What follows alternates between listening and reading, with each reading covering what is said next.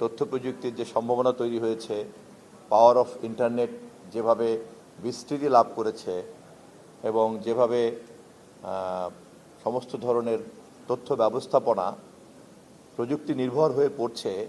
এরকম সময়তে এই জগতের আমাদের সমমনাদের যে জ্ঞান, যে তাদের যে মেধা, তাদের যে যোগ্যতা, দক্ষতা, এটাকে যদি আমরা যৌথভাবে কাজে লাগাতে পারি, তাহলে তাদের কালেকটিভ ইন্টেলেকচুয়াল প্র্যাকটিসটা দেশের জন্য, দলের জন্য, মানুষের জন্য আমরা কাজে লাগাতে পারবো। এটা খুবই দুর্ভাগ্য যে আমরা দেশে সেই পরিবেশ তখন পাই নাই। একই সঙ্গে এটা একটা সৌভাগ্য যে 5ই আগস্টের রক্তাক্ত পরিবর্তনের মধ্য দিয়ে আমাদেরকে অন্যান্য যেমন বিজয় অর্জন করতে হয়েছে, আজকের এই ন্যাশনালিস্ট আইসিটি ফোরামের এরকম একটা পরিবেশে আপনারা যে মিলিত হতে হয়েছেন বা আমরা যে মিলিত হতে পেরেছি, এটাও আমাদের একটা রক্তাক্ত বিজয়ের মধ্য দিয়ে অর্জিত বিজয়। আমাদের এই ধরনের পরিবেশে মিলিত হওয়ার মধ্য দিয়ে এবং জনাব ডক্টর মঈন খানের মতো প্রাজ্ঞ ব্যক্তি সহ অন্যান্য যারা আছেন, তারা উদ্যোক্তাদের মধ্যে যারা এখানে আছেন, রাফায়েল কবির, তারপরে আমাদের মারুফ মল্লিক, ফয়সাল আলিম সহ যারা যারা আছেন এখানে, আমি তাদেরকে অনুরোধ করব যে আমাদের দলের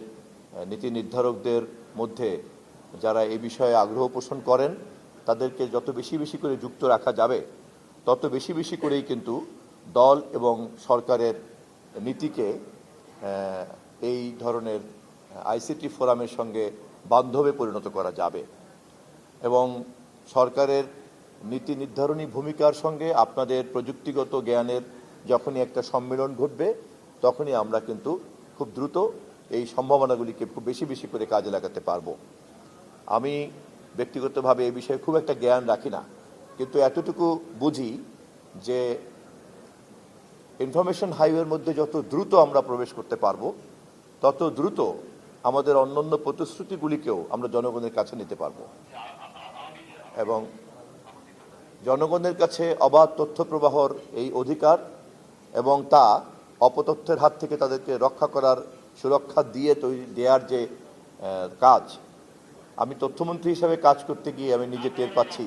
যে আমাদের এ বিষয়ে অনেক অনেক কাজ কিন্তু বাকি রয়ে গেছে। এবং এই কাজগুলি করার জন্যই আমাদের যারা পলিসি সাপোর্ট করবেন, তাদের সঙ্গে আমাদের এই ধরনের যারা প্রযুক্তিগত সাপোর্ট করবেন, তাদের খুব দ্রুতই একটা যৌথ মেলামেশা এবং যৌথ আলাপ আলোচনার পরিবেশ তৈরি করা দরকার। আইসিটি ফোরাম সেই উদ্যোগ নেবে।